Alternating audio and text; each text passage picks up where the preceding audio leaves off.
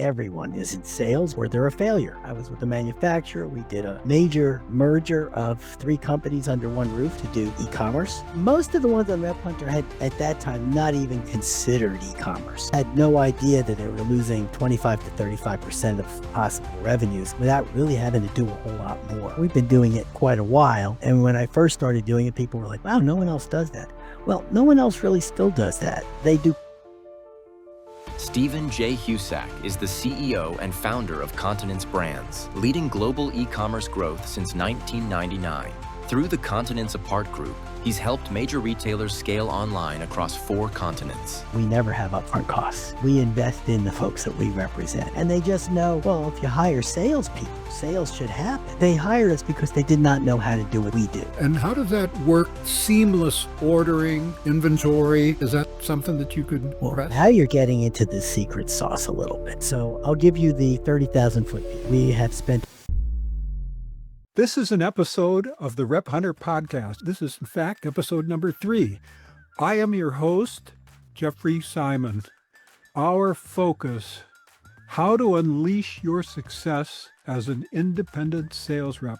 I am very excited to have as my guest on the show today, Steven Husak. Steven is a longtime independent sales representative and member of RepHunter.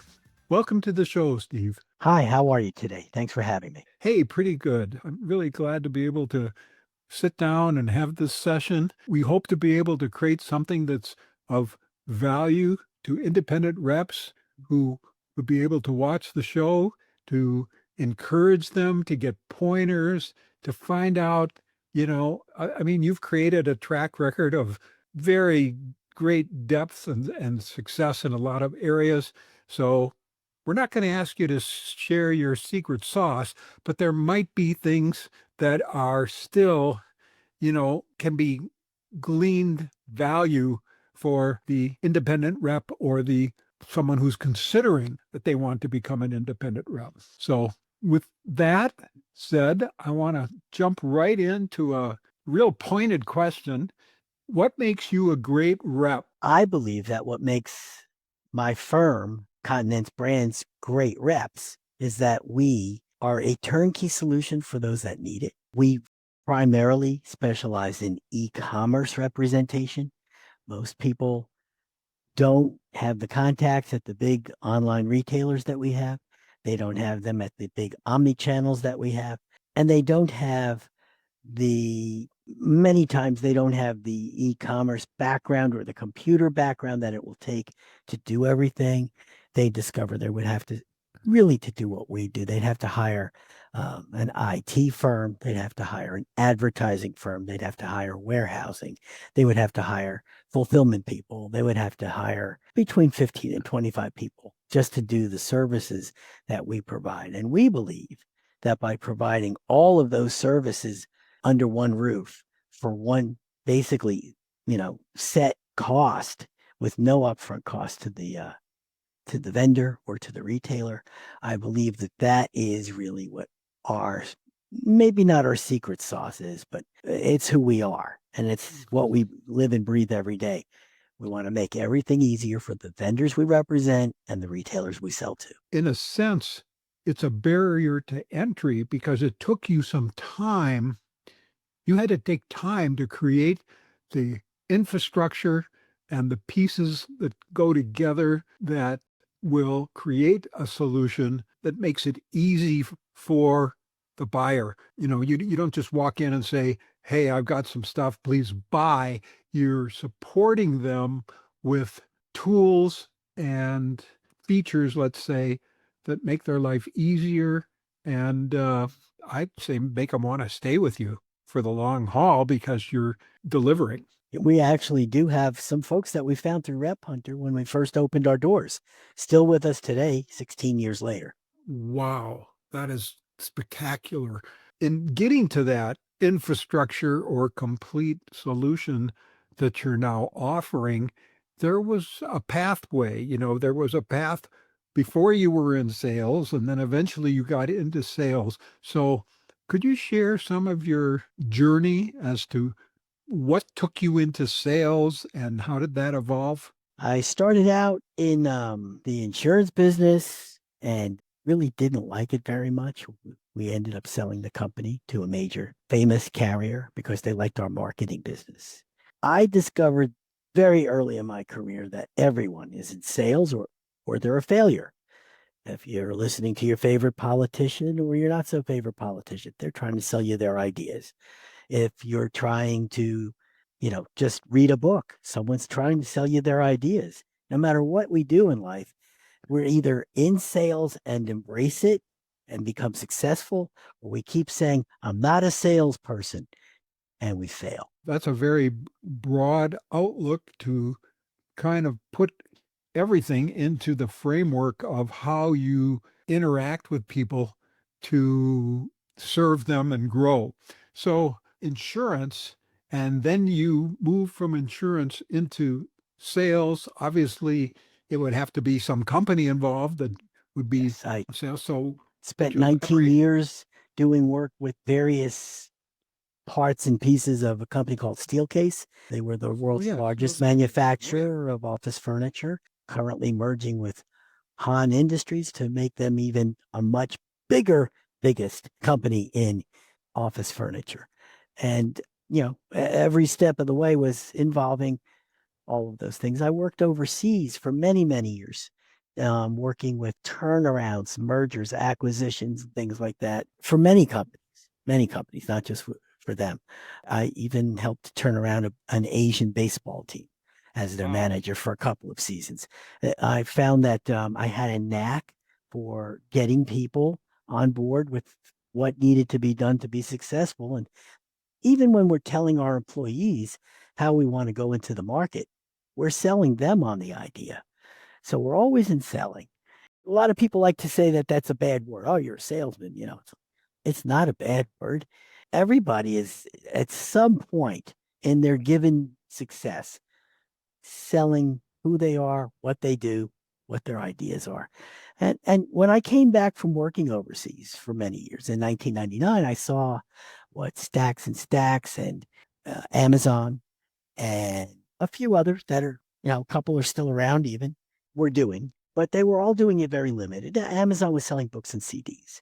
And I said, there's probably about 500 to 1,000 products that I've sold over the years. I know the manufacturers. They are small parcels. They could easily be handled. The term drop shipping did not exist. I had to explain it as direct to the consumer to ship it. And then I got back into doing some more turnarounds and things. If it was a manufacturer, I would turn them around and help them by adding their products onto websites. If it was a retailer, I'd get them a website and we would be able to quadruple the number of SKUs they were selling because they didn't have to keep them in their own stores for every single thing. And it's also a great way for them to find out what the best sellers will be online and consider bringing them into the stores. I was doing that. I was with a manufacturer. We did a merger of three companies under one roof to do e-commerce and found myself on May 8th, 2009. My contract was done. I looked for about 2 months. We were in the Great Recession. Companies that needed a turnaround guy didn't want to pay one. And I was on a phone call with a company that's now a major player in e-commerce that was at the time just had moved out of the owner's basement. And I asked them, what's your biggest pain point? Because that's what we ask when we want to fix things.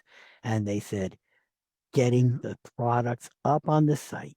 And it takes everybody else a year, sometimes a year and a half, to understand what we need to succeed with their products on our websites.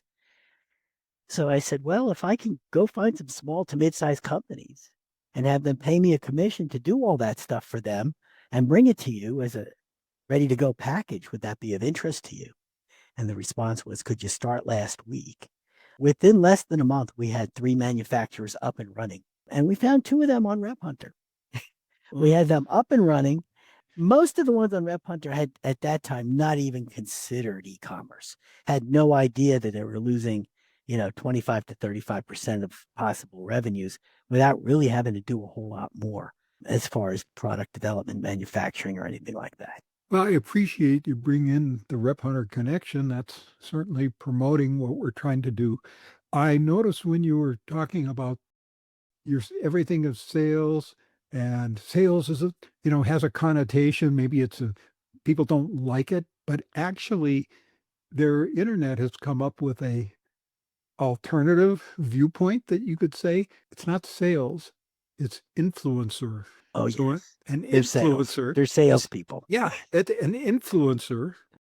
Everybody wants to be an influencer. Everyone wants to get into that. That's, the modern variation of what used to be called this person is a salesperson. Yeah. The folks that we see online and different websites, podcasts, any of those things, it's a modern day. The web e-commerce is like a modern day version of Ron Popeil. Just set it and forget it. Yeah. He was the king of selling things on excess time that was available on TV stations and selling it direct to the consumer. He was doing the same things then, but the principles were different about how we delivered it. For people who don't know the reference, do you want to just give Ron Popeil yeah, was just a quick, the king.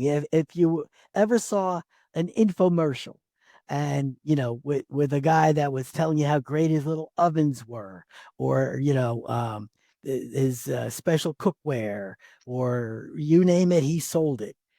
Different cleaning solutions, all of yeah, those things. yeah. He was the guy that put it on the map. Yeah, I think a lot of our people would remember those days. And that was kind of the start of that kind of a sales effort. Whereas nowadays, you don't do that at all anymore, but you have the influencer method of product placement, product and service placement in Absolutely. that way. In sales, you built a big background in sales. Just to highlight, the Rep Hunter's influence or interest in independent sales, the obvious question is to see what I can draw from you of how you transition from basic sales into independent sales. When I got into independent sales, as I described with that phone call, I was a one man show for 3.5 years. I would occasionally hire someone to help me out with getting Excel spreadsheet formulations done real fast because I was okay at it, but not great at it. Worked with people to help me with little things, but I was a one man show. I worked, 15, 18 hours a day. And then I realized one day I need to get more people. And I also always believed that if I'm the smartest guy in the room, the guy that's running the room is pretty dumb. You want to have smart people around you. So slowly but surely, I built the organization that we have today. We have people on 4 continents. We're based here in Florida, but we do have people over in Asia, in Europe, well, I guess it's 3 continents, but they're very far apart because Asia's so big. So we have that way we can be open 24/7. We can hire the best person anywhere in the world to work for us. We did try to do it with 100% American company and couldn't get people to work nights and weekends and holidays and things. And let's face it, e-commerce is 24/7. And the busiest days of the year on e-commerce are when no one wants to work. Black Friday through Cyber Monday, Christmas holidays, all of those things. They don't want to work then here. So we were able to work with people from overseas and people here. And that's why we're set up the way we are. That's a very interesting a sidebar discussion where you could get into the international, I guess you would call it factors dealing with such things as time zones, export, import, cultural differences. That would be a very interesting, probably that's a separate podcast all in itself where you would, we're not really wanting to dive in, I don't think, that I deep don't think so. to that kind of stuff at this time, but it is very interesting that is a significant influence in your company. And also the obvious thing that's staring me right in the face, continents apart, basically continents is implied in your when you put your first step across the threshold, you're mentioning continence. So somebody could say, Yes. what does continence have to do with it? And you Sure. can say, we can serve you 24/7 because, I mean, you could get into the aspects of it that bring that apart. I am suspecting that in order to make that work, you really need some kind of like what I would just call it, IT infrastructure. Is that something that you can talk about? Some of it is outsourced, but we have a group of about 28 IT people that work with us. We have people that feed the IT people with the information that they need. That's another team. We have several teams in our company. We try to have things as close to the next step as we can. So we try to have the people in groups in certain regions that work together. Much like how we distribute product, we like to do what we call forward warehousing so that it's within 90% of Americans so they can get delivery within 36 hours of placing an order. And how does that work? In the old days, we used to call my background, we used to call it EDI, but it's like in a modern version of that, you would have, I guess you would call it a supporting infrastructure that would deal with unified, seamless ordering, Yes. inventory, and stuff like that. Is that something that you could Well, address? now you're getting into the secret sauce a little bit. So I'll give you the 30,000-foot view. We have spent hundreds and hundreds of thousands of dollars over the years on software. And it used to be that if I brought a vendor that we represent to 10 retailers or 20 retailers or 30 retailers, they had to learn the back end of each of those sites so they could process orders. And we have a lot of folks that are in our age group, Jeffrey, that don't really want to sit in front of a computer all day and do that stuff. Some of us love it, but most of them do not. It's not where they came from. They're more hands-on. They're more interested in developing products and people than software. And so that's one of the things that we've done. We have proprietary software that all of the retailers are connected to. You're right. We do not use EDI anymore. It's we have some things that are better that we can use. And so all of the orders are there in the morning when the vendor wakes up. If they're fulfilling the orders themselves, they can print out the shipping labels. They can print out the orders, the packing lists, everything right there in one back end on our back end. We don't charge for using that either. The second part of that is that all of the retailers don't have to worry about that because after they're done doing it, they mark them as they've been shipped. And as they get scanned by UPS, FedEx, or DHL, whoever's going to deliver it, USPS, it goes back into the system. And those retailers now have it on there so their customer can see where their order is and when they're getting it. So that's all consolidated in one place for everybody. Yeah, a seamless consolidation Yes. of that function. They all have a page to log into in the morning for their own business. Yeah. It also shows them their financials, how much we've spent on advertising on their behalf or on our own behalf, depends on their contract with us. And that's what we give them. They get a whole package, and that way they can spend their time on developing new products and developing their teams. Yeah, that sounds like a real winning solution. Could you maybe comment on some of the good things that you've had as a result from working with RepHunter Connections, or just experiences or repping stories? Kind of a combination of those kind of things. Absolutely. I think I told you 2 of the first 3 manufacturers that we started to work with were from there. To this day, I probably speak to 3 or 4 people a day as a result of RepHunter. Now, we don't end up representing all of them. Some of them aren't a good fit with us. Some of them we're not a good fit for them. But when we find one that's a good fit, we sign an agreement, we work together. There's a young lady that's worked there, I think, from the very beginning. And if I send her a message, it's answered before I'm done typing it. She's helping us and getting us through problems. You went through a new refurbishment of your site, and it took a little while. There were a couple little glitchy things and things that weren't as intuitive to me as the old site was because I was just so used to it. And I ask her a question and I've got that answer so fast my head spins. That's service. That's of course Brenda. That's You're service. talking about. I'm talking about Brenda. I hope I get to meet her someday. She is awesome. You do not ever want to let her get away. She is awesome.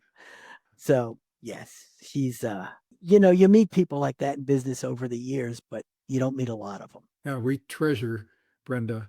You should. Yeah. And And she'll be waiting for that raise that I promised I would get when we spoke. And I'm getting 15% of it, so it's okay. Once a rep, always a rep, right? Yeah. Sounds like a plan. Is there anything more you'd want to bring out? Or otherwise, I would kind of ask you one question. There's a question where things might be controversial or against the norm, or people think the way things should be done, that you know the way it should be done, but people just don't do it that way. Yes, there are always going to be differences of opinion. I can tell you that several of the folks that we've met through RepHunter, most of them are still with us, but a few they hired us because they did not know how to do what we do. And yet they did not want to do what they needed to do so we could do what we do best. They would say, okay, we're going to get everything over to those warehouses on Tuesday. And a month later, we're saying, oh, we should have asked you which Tuesday you meant, and then they expect to see sales immediately.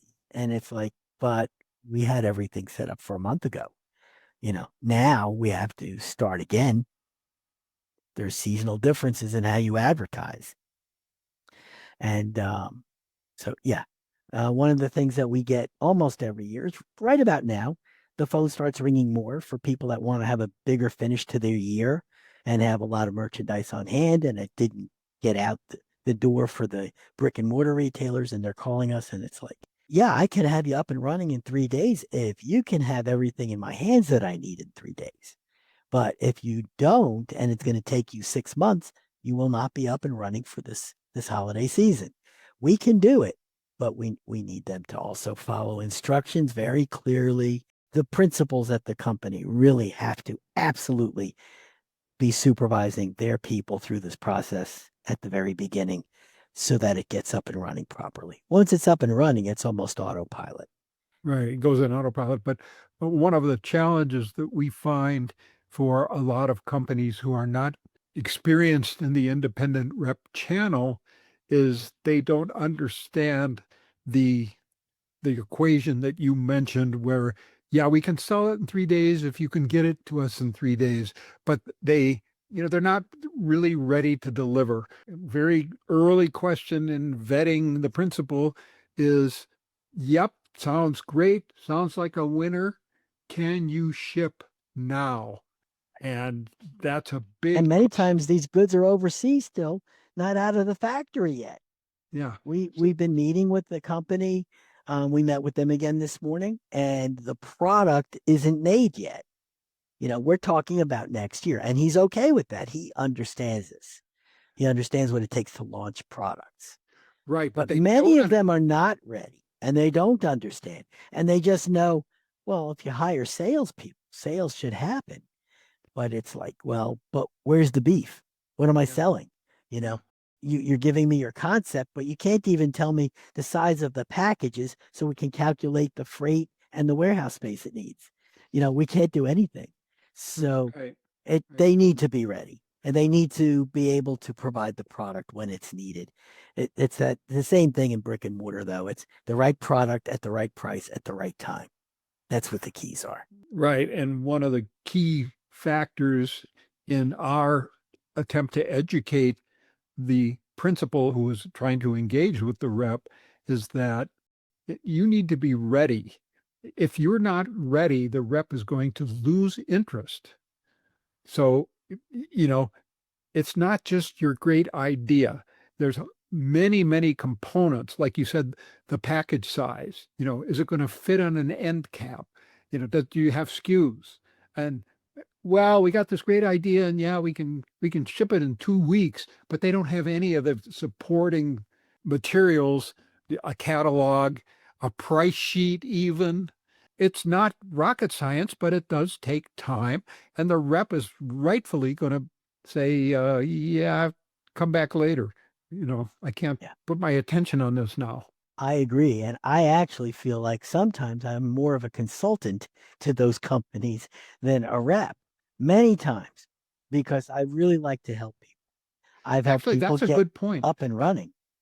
And Yeah, then, that's a good point for yeah, reps to yeah, realize that there is perhaps the consulting function built in, and maybe you are willing to do that, but yes, maybe that's not something that's in your wheelhouse and you're not yes. willing to do that. So it is something for a rep to understand. Yeah. And one of the things we see a lot of is there are people trying to enter the field that we're in now.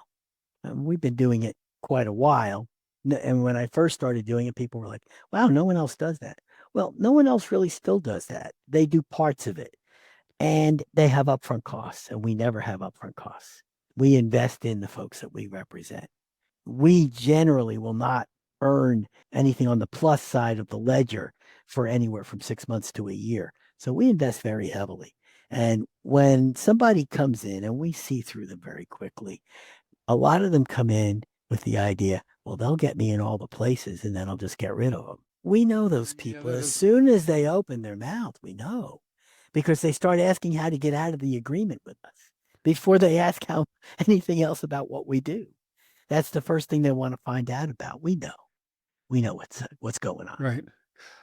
I'd almost say it's a truism or a generality that the reps are more up to speed, sophisticated, and they can see through these things, whereas the principals tend to be not always, because you can have very established companies that are expanding their rep network, but startups or people who haven't used the rep channel, they can sometimes be naive about these things.